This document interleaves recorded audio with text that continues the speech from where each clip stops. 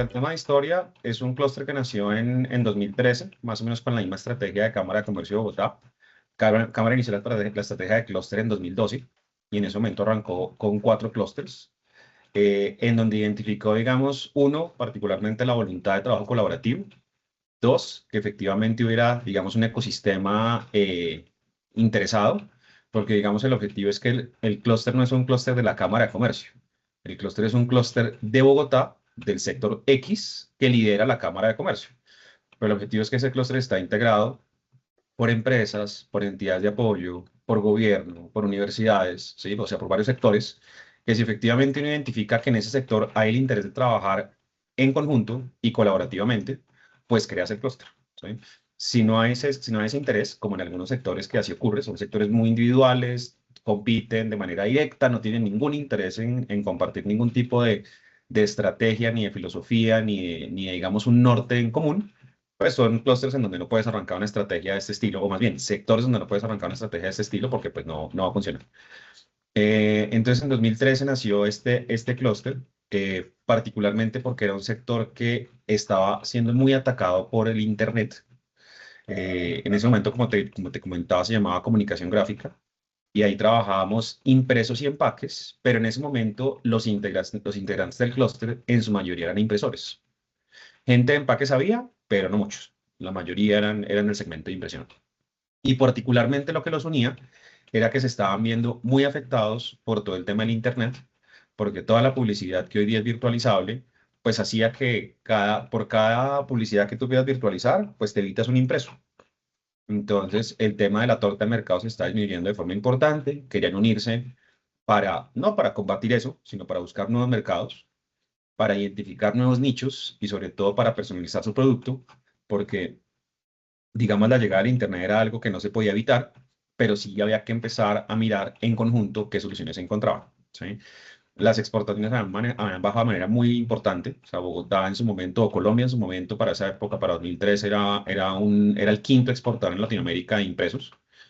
Eh, y pues eso con los años gradualmente fue perdiéndose, cada vez estaba más lejos, cada vez estaba más lejos, no solo porque no fuéramos tan competitivos, sino porque, como les digo, la virtualidad siguió mandando, y básicamente el negocio cambió de manera importante. El clúster en ese momento tenía unas 8.000 empresas aproximadamente, ¿sí? Bajo la dinámica que teníamos en ese momento. Estoy hablando de Bogotá, en donde se identifica que había un porcentaje de informalidad de cerca del 50%, que era otro de los flagelos que se quería combatir con la intención de crear el clúster. Y adicionalmente lo que se buscaba es que, como son empresas, me refiero a las empresas de impresos, no solamente están en Bogotá, sino en toda Colombia, lo que se quería tener era un marco de referencia donde se pudieran hacer proyectos interesantes que pudieran ser luego replicables a otras zonas del país y, bueno, se fuera creando como esa comunidad nacional. Eh, Fusión de empresas, creería que la proporción se ha mantenido, es decir, estamos hablando de cerca de 5.000, 6.000 empresas, la proporción no ha crecido, digamos, en demasía. Eh, pero la proporción, digamos, de micro y pequeñas regularmente se ha mantenido en más o menos un 96%. Estamos hablando de que micro son cerca de 84%, pequeñas son aproximadamente 12,5%, medianas son aproximadamente 3% y grandes el 1%.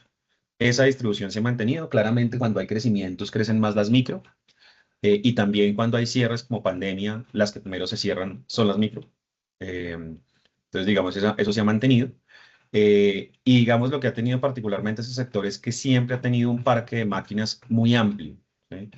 Regularmente la cantidad de máquinas con la que cuenta es para una producción más allá de la que hay disponible, por así decirlo, en la torta de mercado. Es decir, tengo máquinas para producir fácilmente el doble de lo que me podría pedir el país.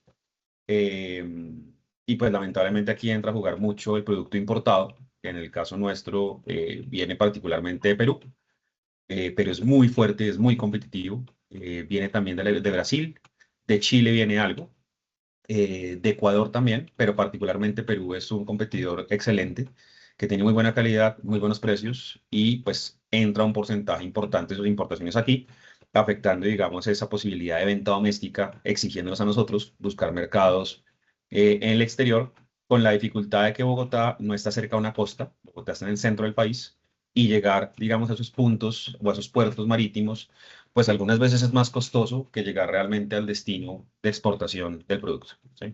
Básicamente como la historia, así como muy por encima del clúster, eso digamos se presentó de 2013 a 2016, donde básicamente trabajamos en el tema de promover un poco más las exportaciones, en promover un poquito nichos de mercado específicos, donde buscábamos que el impreso fuera más personalizado, entregara un poco más de valor.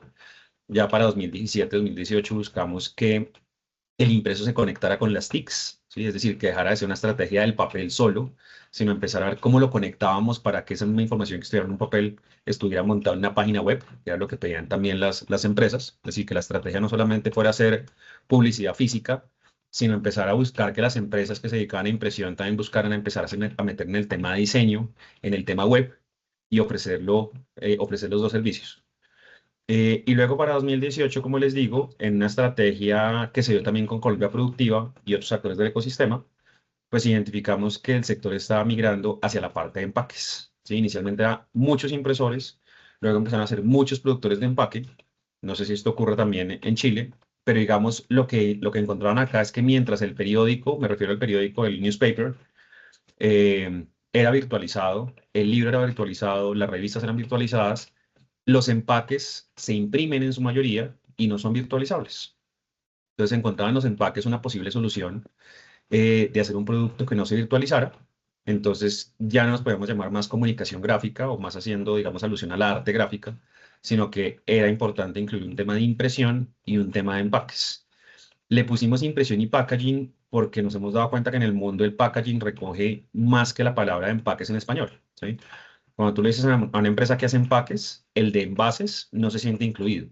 Y en cambio el de etiquetas tampoco, ¿sí? Pero cuando hablas de packaging, al menos aquí en Colombia, se entiende que es una empresa que trabaja en empaques, envases, envolturas, etiquetas o embalajes, que son como esas 5 Es. Entonces, con un solo nombre, digamos, le tratamos de dar como la cobertura a todo.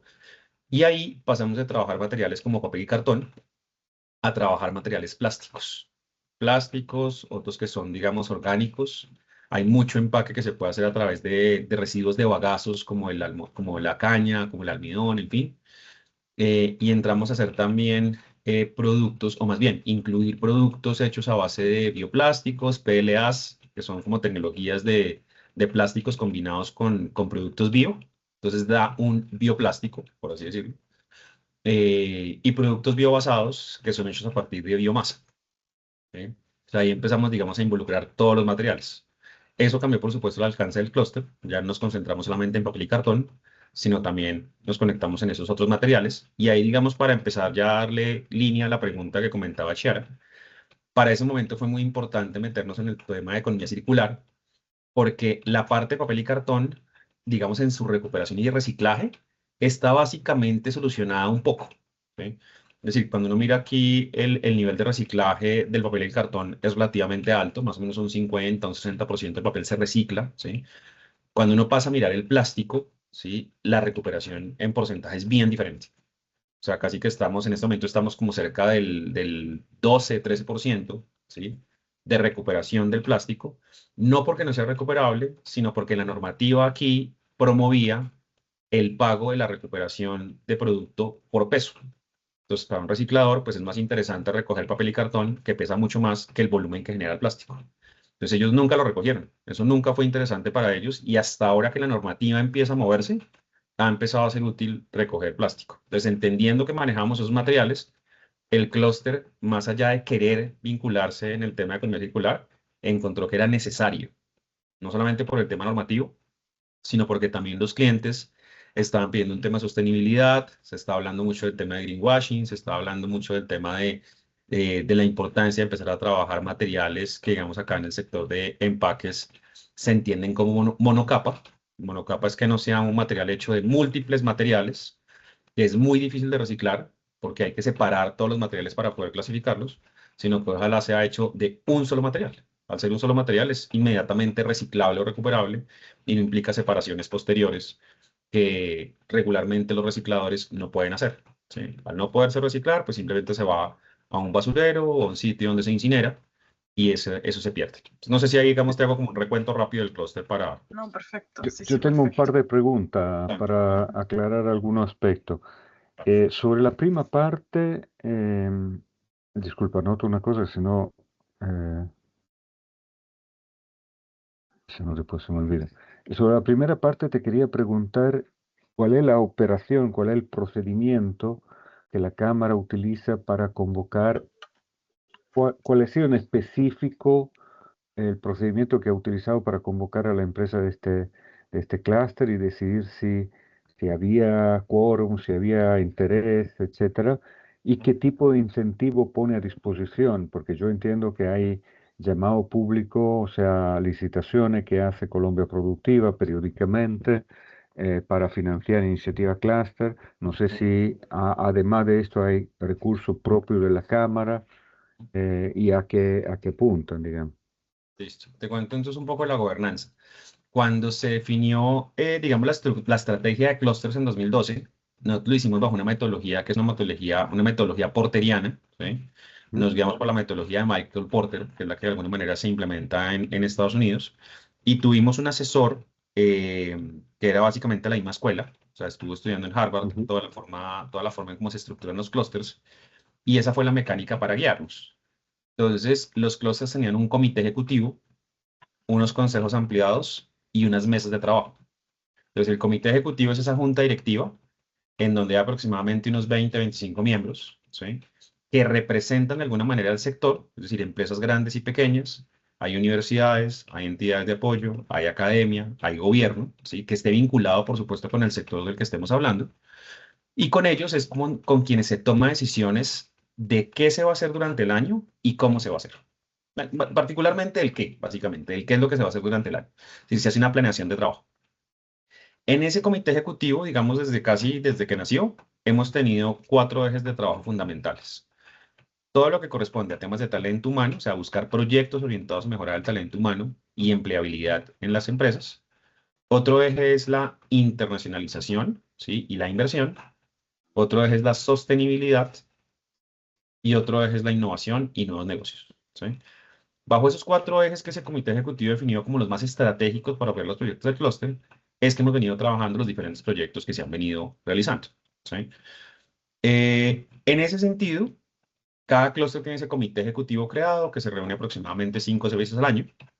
Nosotros, o sea, mi caso particular, yo funjo como secretario técnico de ese comité. Es decir, yo me encargo de generar las reuniones y de asegurarme de que se definan cosas concretas al inicio y que al final del año podamos mostrar resultados concretos. ¿Listo? Ahora hay se me olvidó el nombre, Em, una instancia aparte del comité ejecutivo, que es la mesa de trabajo. Y la mesa de trabajo son empresarios que están interesados en promover lo propuesto en ese plan de trabajo. Entonces les pongo un ejemplo. Supongamos que en el eje sostenibilidad queremos empezar a trabajar todo lo que tú comentabas de economía circular. ¿Cómo vamos a buscar que el clúster apropie buenas prácticas en economía circular? Entonces, ahí hay un grupo de empresarios que, digamos, llamamos para que levanten la mano y quieran participar en cómo hacer posible ese proyecto. Ya no en qué es lo que se va a hacer, sino en cómo se va a hacer. Es una instancia distinta también de colaboración, en donde esto no tiene ningún costo para el empresario no paga por estar acá. Realmente lo que está invirtiendo es su tiempo y en este tipo de instancias lo que le pedimos es, por favor, quítese su camiseta de empresario, póngase su camiseta de sector y pensemos para todo Bogotá en función del sector de impresos y empaques, por poner el mío como ejemplo, ¿sí? Entonces esa mesa se encarga de cómo definir los proyectos y cómo sacarlos adelante durante el año. La tercera instancia es una instancia que se llama Consejo Ampliado. Y ese Consejo Ampliado viene siendo como la asamblea general del clúster. Esa asamblea hace 2 espacios en el año, uno al principio y uno al final. En el del inicio de año, le cuenta, digamos, a través de un evento muy grande que hacemos, donde buscamos traer unas 400, 500 empresas, les contamos qué tenemos o qué nos hemos inventado, digamos, qué es lo que nos hemos, digamos, planeado como plan de trabajo para que ellos se puedan vincular, puedan hacer parte sin costo, porque acá ningún empresario paga, digamos, por los servicios de cámara, ¿saben? Todo es sin costo. Y por supuesto podemos vincularlos y que ellos efectivamente puedan acceder a los proyectos. Y luego un evento de cierre, que se hace más o menos para esta fecha en noviembre, donde les contamos a todos cómo les fue, qué se logró, qué se hizo, y particularmente incluso les mostramos algo de la planeación del siguiente año para que puedan saber el siguiente año, digamos, qué se va a trabajar. En cuanto a recursos, Cámara dispone 2 recursos en particular, uno económico y otro humano. Entonces, digamos, por cada clúster, en el caso de impresión y packaging, yo trabajo con una persona más. Trabajamos dos personas el clúster, en donde nuestra función particularmente es hacer las reuniones, lograr que se define un plan de trabajo, ¿sí? Hacer las contrataciones respectivas para sacar adelante el proyecto que se haya promovido. Y con la otra persona nos aseguramos de eso que tú comentabas, es generar la convocatoria suficiente para que las empresas participen en cada proyecto y se logren los números necesarios, ¿sí? Eso en cuanto a talento humano. Lo otro es la cámara pone un recurso importante. Yo diría que podemos estar hablando, como para darte un número claro, más o menos sobre los $100.000, ¿sí? Anuales aproximadamente, dependiendo del clúster. Y con esos $100.000, pues digamos, está la cuota inicial de los proyectos que se planearon con el comité ejecutivo. En el caso en que el recurso no alcance, o independientemente de que alcance o no, estamos muy pendientes de participar en convocatorias públicas, nacionales e internacionales, para bajar recursos adicionales, ¿sí? Y poder hacer proyectos que se tenían en mente o proyectos extra que requerían un dinero adicional para poderse sacar adelante. Entonces hay un Colombia Productiva súper importante, hay otra entidad aquí que se llama Impulsa, que permanentemente saca convocatorias, hay las convocatorias internacionales que saca adelante, particularmente en España, son estratégicas para llevar a cabo ese tipo de proyectos. Y digamos, es la mecánica con la que funciona el clúster, en cuanto a financiación y en cuanto a talento humano. Perfecto. No, te agradezco muchísimo, Clara, la explicación. Después, si Clara te quedan cosas pendientes, volvemos sobre el punto, pero para que no se me quede en el tintero, la otra pregunta que me interesaba mucho, lo que tú concluiste, lo que dijiste a conclusión de la intervención anterior, ¿no? Cuando nos estaba contando, había empezado a contar el tema de la economía circular y mencionaste, ahora estoy buscando el punto, que hay un tema de cambio de estrategia, ¿no? Del clúster que va desde lo impreso, sobre todo sobre papel y cartón, a este otro nicho que es más de packaging, que impreso sobre plástico, y que todo este cambio de ruta determina una serie de temas. Uno de ellos es cómo aumentar, pero dime si te interpreté bien, la reciclabilidad de los productos, de los insumos, y eso me preguntaba si se hizo a través de alguna investigación específica, quién intervino en esto, qué tipo de, cómo se estructuró ese proyecto dentro, siempre que haya entendido bien, Gustavo. Sí, sí, sí, sí, está muy bien. Digamos, te digo, hay algunas iniciativas que son producto, digamos, de las tendencias, por así decirlo. Regularmente aquí hay un par o hay unas cuantas multinacionales que compran producto colombiano y esas multinacionales empiezan a hacer unas exigencias distintas, digamos, a las que hace una empresa nacional, porque ellos pues se mueven claramente de manera transnacional y tienen que cumplir normas que a veces en el país, en un país como Colombia no se cumplen. Entonces, como en 2018 el tema de la economía circular empezó a sonar bastante por un tema más de tendencia, por un tema más de preocupación de cara al cliente final, que decía que habían empaques demasiado esmaltados. En la parte, por ejemplo, de impresión, siempre ha sido muy importante llamar la atención en góndola. Góndolas son esos espacios en los supermercados. Supermercado. Exactamente. Que no sabía si allá se nombraba igual. Es muy importante porque son, digamos, lo que primero llama la atención para comprar un producto. Entonces, siempre destacarse, siempre hacerlo diferente, pero el destacado era, digamos, al costo de tintas con alcoholes, era al costo de laminados, era al costo de plastificados, era al costo de esmaltados, y una cantidad de tecnologías muy interesantes, pero contaminantes. O sea, sí muy llamativos, pero muy contaminantes. Entonces Ujú. ahí empieza, digamos, a ver esa necesidad, digamos, más por el cliente final de, oiga, no, nos estamos excediendo en sí lo bonito, pero sí muy contaminante. Y empieza a hacer una tendencia más de minimalismo, ¿sí? Y ahí empezamos a hacer diferentes actividades de formación y diferentes proyectos de acompañamiento con expertos sectoriales que le ayudan a las empresas a seguir haciendo un producto llamativo, pero con materiales, con tintas y con, digamos, técnicas que fueran un poco más sostenibles con el ambiente y que fueran, digamos, a la par de esa necesidad del consumidor final. A eso se le pegó un tema muy importante para esa misma fecha, que es una resolución que ustedes también tienen en Chile, que se llama la resolución de responsabilidad extendida del De la productor. empresa. ¿Sí? Entonces ya el tema que parecía ser un tema de interés del cliente final se vuelve un tema normativo que ya no te permite hacerlo por gusto, sino que te toca hacerlo por obligación legal. Entonces, ya ahí se empieza a manejar un tema en donde la parte, como te comentaba, del cartón y el papel tienen un poquito solucionado la parte de su reciclaje, la parte de su recuperación, pero los que trabajan en otro tipo de materiales, ellos sí tienen que empezar a ver cómo empiezan a trabajar. Y tú sabes que esa norma lo que está diciendo es, no solamente soy responsable de crear un empaque y ponerlo en el mercado, sino que soy responsable de recogerlo, ¿sí? Ujú. Y en esa recolección empezamos a hacer proyectos en donde se empezara a pensar en cómo se iba a recoger el producto que iba a terminar como un residuo desde su diseño, ¿sí? Que es lo que corresponde, digamos, a ecodiseño. Una buena práctica de ecodiseño es pensar desde antes de poner el producto en el mercado, cómo lo voy a recoger, ¿sí? ¿Cuál va a ser la estrategia para recogerlo? Y cómo le puedo dar, cómo le puedo empezar a dar segundos y terceros usos. Es decir, ojalá que nunca sea un residuo, sino que ojalá sea un producto que puede insertarse en otra cadena de valor y se le pueda dar un uso diferente. Entonces ya desde ahí arranca muy fuerte con esa resolución empezarse a hacer formaciones relacionadas con temas de sostenibilidad. Aquí empezamos a trabajar, digamos, los conceptos de producción más limpia, PML, empezamos a trabajar todo el tema de ACV, que es análisis ciclo de vida de producto. Empezamos a trabajar todo el tema de materiales más amigables con el ambiente. De ahí salió un primer proyecto que hicimos con la alcaldía de Bogotá, que se llamó Centro de Materiales, ¿sí? Y ese proyecto es un proyecto en donde los empresarios dicen, oiga, yo quiero innovar, pero no siempre sé qué tipo de materiales puedo cambiar para hacer un ajuste o una modificación en los que actualmente tengo.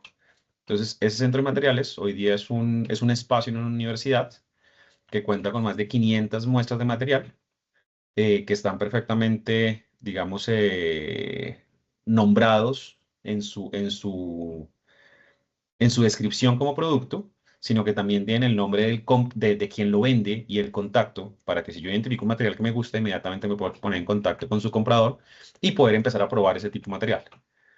En ese centro de materiales también tenemos un escáner 3D eh, para uso sin costo, tanto de estudiantes, emprendedores como de empresarios, ¿sí? Porque empieza a hacerse, digamos, popular el tema de impresión 3D y hacer productos o prototipos a base de 3D empieza a ser interesante, ¿sí? Empezar a hacer moldes a base de 3D también es no solamente interesante, sino más económico. Un molde, digamos, para hacer un empaque en plástico puede costar cerca de 4.000, $5.000, ¿sí? Un prototipo hecho esto en 3D puede costar 500, o sea, fácilmente pueden ser 10 veces menos el costo, entonces empieza a volverse interesante. Y ese centro presta ese servicio. Presta un servicio de uso de escaneo 3D, presta un servicio de materiales y presta un servicio de investigación. Investigación particularmente en la recuperación del material. Es decir, ¿qué puedo hacer yo con los residuos de ese material para que no lo tenga que botar en un botadero, perdón, pues digamos la expresión? Sí, sí. Disculpa, una curiosidad sobre este centro.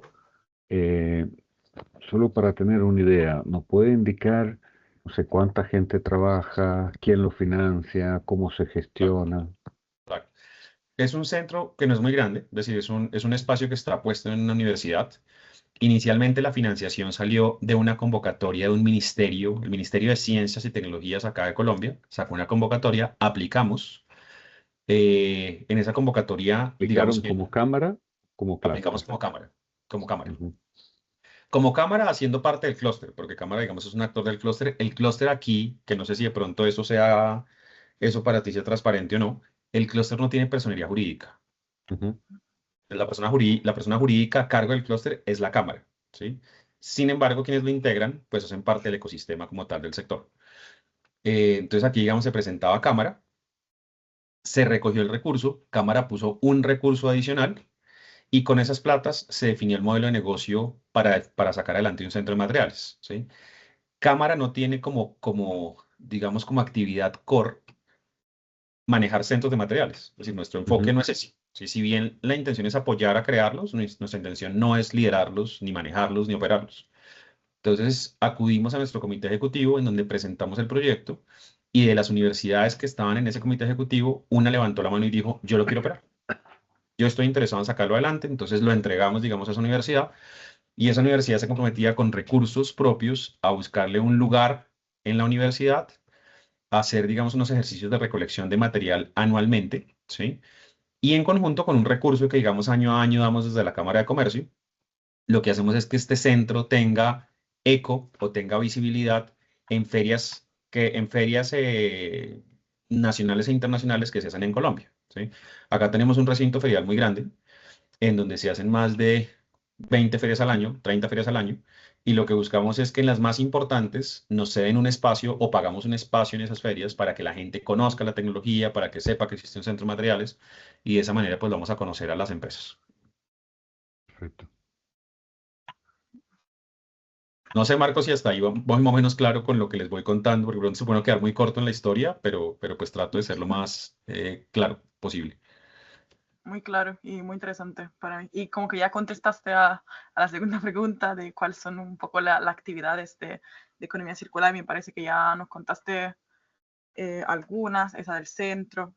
Sí, pues te cuento rápidamente otras. Digamos, la Exacto, sí, mayoría, la pues. mayoría de acciones que se han venido haciendo, casi todas tienen conexión con economía circular, básicamente todas. Entonces les pongo un ejemplo. En la parte de innovación y nuevos negocios, que es uno de los ejes, nuestro ejercicio principal ahí es trabajar ruedas de negocio. Para el empresario es supremamente importante trabajar ruedas de negocio, tanto nacionales como internacionales. Nos piden que les busquemos, por supuesto, nuevos clientes para vender más. Pero en esa venta o en esa búsqueda de nuevos clientes, pues el sector, digamos, de impresos y empaques es un sector muy transversal. Impresos y empaques requieren muchas industrias, pero para darles a ustedes una idea, la industria que más consume empaques en Colombia es la de alimentos, ¿sí?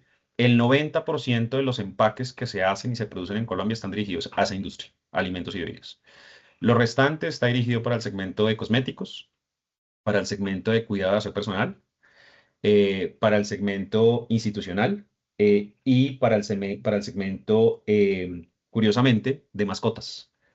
Es un segmento muy pequeño acá, es un segmento que tiene un 1% de participación, pero es un segmento que está creciendo impresionantemente. Todos los empaques que hoy día se hacen para alimentos de mascotas y para productos que consumen, digamos, estos animalitos, han tenido un crecimiento muy importante en la producción de empaques, digamos, a nivel nacional. Y eso incluso casi que es tendencia a nivel internacional, va digamos, en ese camino. Entonces, esas ruedas de negocio son estratégicas y esos clientes son los que primero dicen, oiga, necesito productos que cumplan con mi core de economía circular, de ser sostenible, entonces requiero, por favor, que ojalá no haya tanto plástico o que efectivamente si me van a vender plástico, que sea plástico recuperado, que no sea plástico virgen, sino plástico recuperado. O si se puede buscar que efectivamente, si es plástico, ojalá tenga porcentajes distintos, de pronto que sea una parte plástico, otra parte cartón, ¿sí? Y ellos mismos de alguna manera son los que nos han venido educando a los proveedores, diciéndoles, venga, hay que evitar el consumo del plástico, hay que buscar productos más amigables con el ambiente. Y esas ruedas fácilmente hacemos unas 4 al año, en donde, aparte de hacer la rueda, hacemos constantemente un acompañamiento en mejora de producto, enfocado en economía circular, ¿sí? Entonces, digamos, eso es una cosa. La otra cosa son las formaciones, formación empresarial me refiero. Y en esa formación empresarial, la Cámara de Comercio en general cuenta con una comunidad que se llama la Comunidad Digital de la Cámara, ¿sí? Y esa comunidad nació a raíz de la pandemia, ¿sí? En lugar de estar haciendo, digamos, webinars por Zoom y por Teams, que es como las herramientas, digamos, que hoy día más usamos, decidimos crear una comunidad que permitiera no solamente que la gente se encontrara virtualmente en los espacios de formación, sino que también se pueden encontrar en otros espacios. Es decir, que hubiera un directorio, que pudiéramos hacer ruedas de negocios a través de la comunidad, que pudiéramos hacer temas de formación, reuniones y demás. Esa comunidad hoy día tiene más de 35.000 empresas. Del sector de empaques hay aproximadamente unas 3.000. Y ahí lo que hacemos es dictar formaciones, casi 2 formaciones al mes como mínimo, ¿sí? Relacionadas con temas de sostenibilidad. Estamos hablando que fácilmente pueden ser, si estamos arrancando, digamos, proyectos en marzo y estamos terminando en noviembre, nosotros tenemos más de unos 65 contenidos de formación que se dictan como webinar, ¿sí? A través de la comunidad digital para que quien entre, digamos, en esa comunidad encuentre contenido útil que pueda consumir sin ningún costo. Que si lo consume en vivo, maravilloso, pero si por alguna razón no puede estar ese día que se dictó, lo puede ver pregrabado y lo puede consumir después en otro espacio. Entonces, eso en formación, la parte de economía circular es súper importante. Y es un tema que va cambiando constantemente. Entonces, a pesar de que uno lee lo mismo, siempre va actualizando temas o va actualizando, digamos, otras iniciativas o estrategias de cara a la economía circular. Lo tercero que hacemos es el acompañamiento, que digamos supera un poco más la formación. Es decir, ya no solamente te estoy contando qué es lo que podrías hacer, sino ven, te acompaño y lo hacemos juntos para que efectivamente lo implementes. Entonces, digamos, en la parte de formación, pues el número es muy grande, pueden ser 600, 700 empresas participando en los espacios de formación. En la parte de acompañamiento, como ya tiene un costo para nosotros, digamos, ya no solamente montar un curso digamos, difundirlo, sino que aquí ya implica hacer una asesoría, un acompañamiento, una visita a la empresa, una definición de una hoja de ruta y sobre todo una implementación, pues ahí ya en esos proyectos de acompañamiento estamos como llegando más o menos a las 100, 150 empresas. De esas 700 que nos acompañan en temas de formación, ya realmente con quien podemos hacer un acompañamiento es con unas 100, 150. Y eso lo hacemos, digamos, uno, dependiendo del interés de la empresa, es decir, esta inscripción es sin costo, pero digamos los criterios de selección es su interés en el tema de economía circular. Dos, que el producto sea un producto que produce la empresa, porque hay empresas que solamente comercializan, entonces con ellos no trabajamos, digamos, ese acompañamiento, solamente lo hacemos con quienes lo producen. Tres, que efectivamente estén registradas en la Cámara de Comercio, que cumplan como con unos criterios básicos para motivarlos a que si no son formales, se formalicen y hagan parte y puedan tomar estos servicios. Y si no lo son, pues lamentablemente hasta que no se formalicen, no van a poder tomar este tipo de servicios sin costo. Entonces, eso en cuanto al acompañamiento. Me quedan dos más. El cuarto es un proyecto que hemos hecho hace 3 años muy interesante, que consiste en retos academia-empresa. Y los retos academia-empresa fue una idea que tuvo un empresario hace 2 años, eh, y era vincular la academia con los procesos de mejora empresarial. Entonces, en una rueda de negocios necesitábamos un empaque para una empresa, digamos, de helados, y teníamos como unos temas de innovación que necesitábamos hacer. Y el empresario dijo, oiga, pero venga, en lugar de contratar a un consultor que nos diga cómo mejorar el empaque, ¿por qué no tratamos de buscar vincular a las universidades para que nos ayuden a resolver el reto? Para hacerles el tema corto, el proyecto terminó en que lo que íbamos a hacer era trabajar con estudiantes de últimos semestres de pregrado o posgrado, y como cada uno de ellos tiene que hacer una tesis, o al menos eso funciona aquí en Colombia, una tesis es un proyecto de grado, ¿sí? En ese proyecto de grado, que dura regularmente casi cuatro meses, es casi uno de los semestres universitarios, el muchacho se iba a encargar de resolver un reto empresarial. Entonces hicimos enlace con varias universidades, en lugar de que ese muchacho, que a veces tiene que hacer una tesis y que no tiene la menor idea en qué hacerla, simplemente tiene un requisito y tiene que ver cómo lo cumple, lo que hicimos fue buscar cómo le entregamos un reto empresarial, hacemos un tema de trabajo entre empresa y academia, liderado y coordinado por Cámara de Comercio, y hoy día, digamos este año, estamos haciendo 80 retos. O sea, hemos logrado subir el número de manera muy importante. Arrancamos en 25 retos hace 2 años. Hoy estamos manejando un proyecto que tiene 80 retos, en donde vinculamos no solamente el clúster de impresión y packaging, sino que ya empezamos a vincular otros clústeres, porque esto perfectamente se puede hacer para cualquier sector, digamos, económico. Y el punto de la sostenibilidad es muy importante. No solamente en esos retos, la mayoría de empresas dicen, oiga, venga, yo tengo un empaque que quiero hacer más sostenible. Tengo un empaque que usa mucho pegante. Quiero que me ayuden a hacer un empaque que se pueda hacer o que se pueda cerrar solamente a partir de pliegues, que no use pegantes y que lo haga más sostenible. Oiga, quiero hacer un empaque que sea funcional, es decir, que no solamente sirva para cubrir el producto, sino que después me sirva como experiencia de consumo. Bueno, hay una cantidad de tecnicismos ahí, por así decirlo, que se han resuelto a través de ese tipo de proyectos y que con la universidad y la empresa, pues se logra dar un avance y un salto importante en innovación, en mejora de producto y en mejor uso de materiales. Y el último, que ese es, digamos, el que va dirigido más en el aspecto normativo. Aquí, aparte de la resolución extendida del productor, tenemos creo que una ley que ustedes también tienen, que es la ley de plásticos de un solo uso. ¿Sí?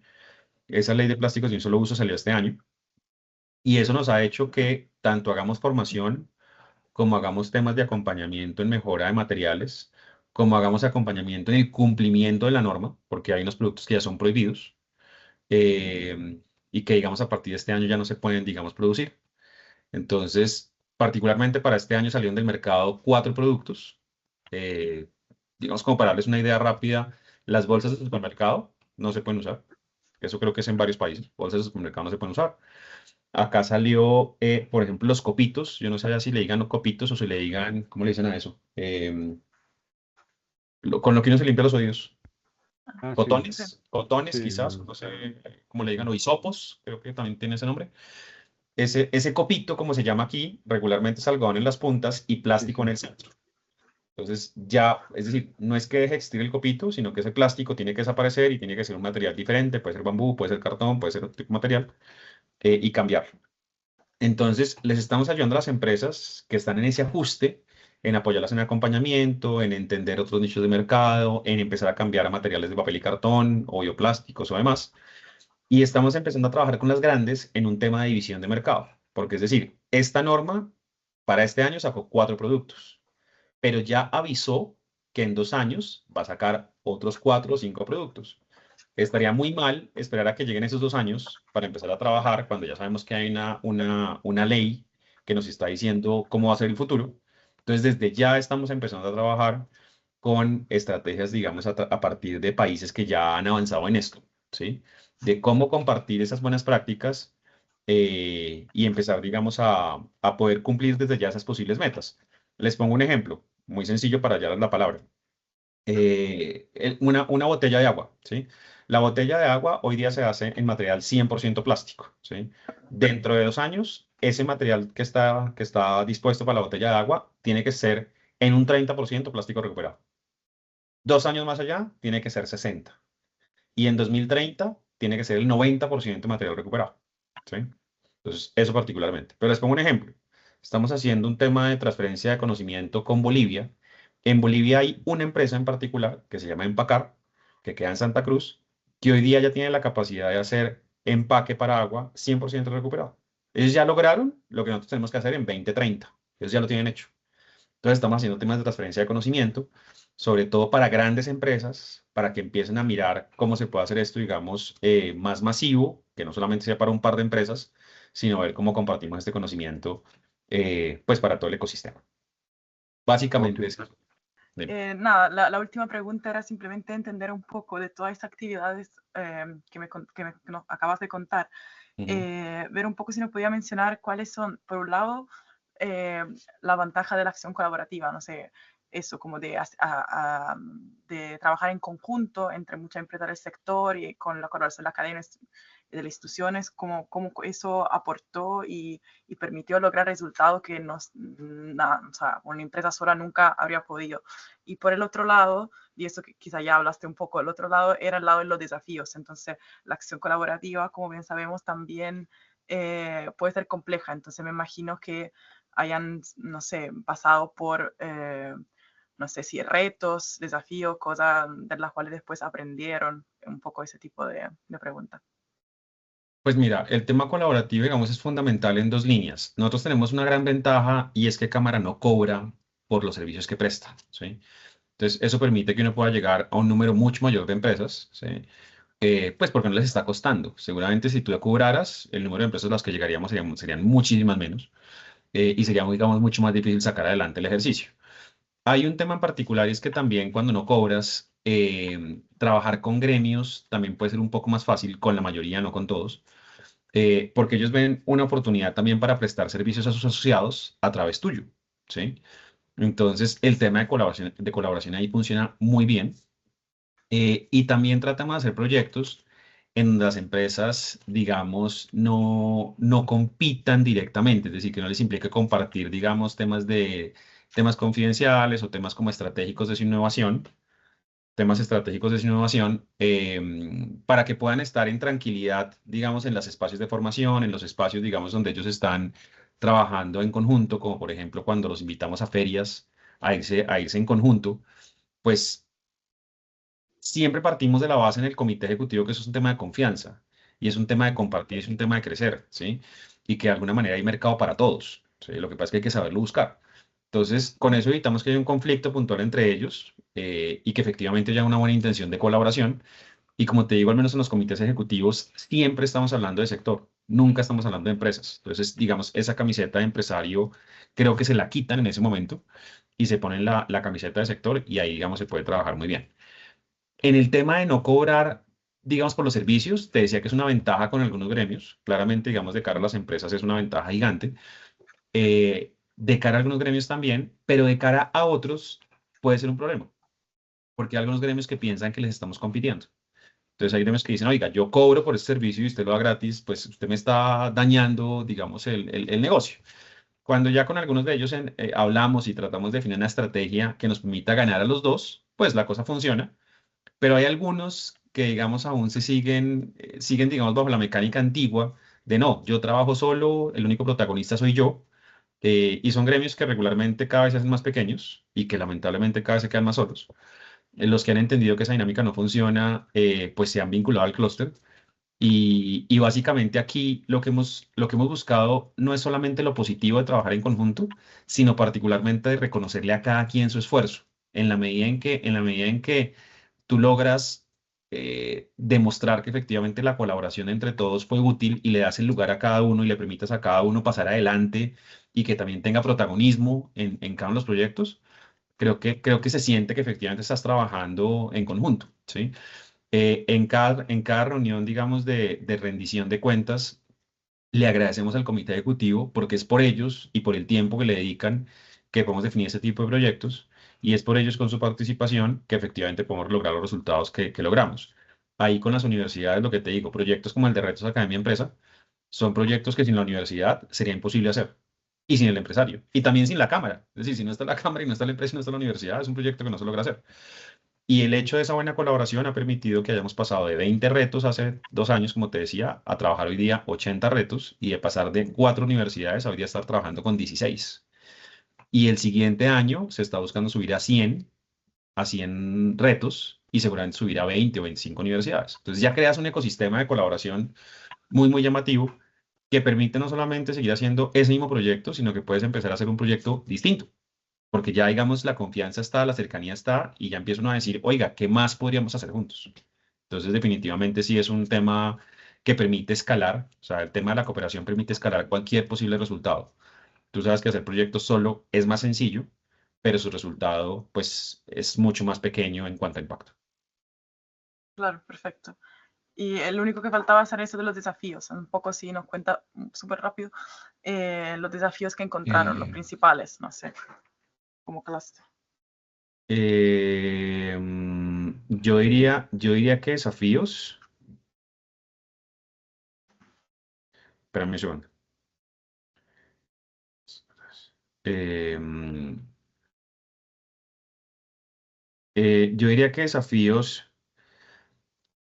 hay un tema muy importante y es que la gente se va cansando. Es decir, te estoy hablando de que es un clúster que lleva 11 años. Entonces, ese comité ejecutivo hay que darle turno para que otras personas nuevas lleguen y hagan parte y eso no está mal, ¿sí? Hay gente que dice, no, pues es que yo quiero seguir asistiendo, pero es que no me queda fácil asistir. No pasa nada, no asistas. O sea, en otra oportunidad, en un siguiente año, nos has acompañado 4 o 5 años, has hecho una gran labor. Tómate este añito, este segundo año de descanso, dale lugar a otra persona que haga parte del comité ejecutivo, que traiga ideas frescas. Igual siempre son invitados a participar en los proyectos, pero digamos en la parte de planeación, que es la parte del comité ejecutivo, ahí hay que estar renovando con cierta frecuencia porque la gente se va cansando, la gente hoy día vive muy ocupada y no siempre es tan factible que nos acompañen. Entonces, digamos, es un tema, digamos, que hay que buscar renovar la gente y que se sienta como algo positivo. Dos, siempre estar pensando en proyectos que efectivamente impliquen, es decir, que dependan del clúster. Si haces proyectos que cada uno pudiera hacer solo, pues lo hacen solos, ¿sí? Y regularmente no tiene mucho sentido que el clúster esté en la mitad y no se motivan. Si son proyectos grandes, como el centro de materiales, que pues nadie más lo podría hacer diferente a una comunidad como el clúster, pues ahí la gente se une, se suma, ¿sí? El hecho de poder hacerlos parte de la planeación, que considero que es lo más importante, o sea, a pesar de que Cámara lo lidera, estaría muy mal que yo me encargara de definir los proyectos, porque pues es dejar por fuera a todos los que de alguna manera van a ser beneficiarios, entonces incluirlos es vital. Y lo tercero diría que lo más importante es un tema de afinamiento en la base de datos. Es decir, como esto, digamos, siempre quiere ser creciente, llegar a más, a más, a más, a más, la base de datos empieza a ser corta. Es decir, si no tienes una buena base de datos, convocar la gente, llegar a la persona indicada, no es tan sencillo. Sería maravilloso poder tener alguna herramienta en la que uno pudiera no solamente vincular los clústeres, sino vincular las personas que hacen parte a él y poder tener uno información actualizada de gerentes generales, mejor dicho, gerentes de talento humano, gerentes de innovación, porque lo que ocurre es que muchas veces la información que compartes se la compartes a una sola persona, ¿sí? Entonces le puede llegar mucha información que para él no es útil. Es decir, él dice, oiga, eso es más para el de innovación, pero no necesariamente él lo envía, sino simplemente te descarta. Entonces podemos empezar a mandar mucha comunicación que está dirigida a la persona equivocada y eso puede hacer que la empresa diga, venga, no, me están mandando demasiada comunicación, no me interesa, los descarto, y eso puede empezar a afectar un poco la participación desde el lado empresarial. Y la parte de saber o tener gente capacitada para la presentación a convocatorias. Es decir, en Cámara, entre comillas, tenemos una gran ventaja y es que el presupuesto lo pone la Cámara misma. Pero para las cámaras o para las entidades que tienen que buscar su recurso aparte, el no tener conocimiento de cómo presentar estos proyectos no sé, a convocatorias internacionales, es gravísimo porque es su fuente principal de financiación. Para nosotros es clave también poder buscar más recursos, digamos, a través de esquemas internacionales, y no siempre contamos con esos expertos o esos aliados que nos puedan dar esa mano y que sepan presentarse, porque muchas veces nos presentamos, pero muchas veces perdemos, ¿sí?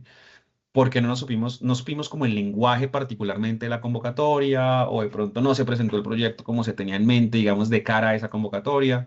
Entonces ahí creo que hay una oportunidad de afinar muchísimo, porque los recursos internacionales son gigantes, y lamentablemente creo que acudimos muy poco a ellos, por la dificultad de la convocatoria y por no tener gente experta en presentarse a ese tipo, digamos, de escenarios. Sería como lo que yo diría de desafíos. Perfecto, súper claro. Muchas gracias.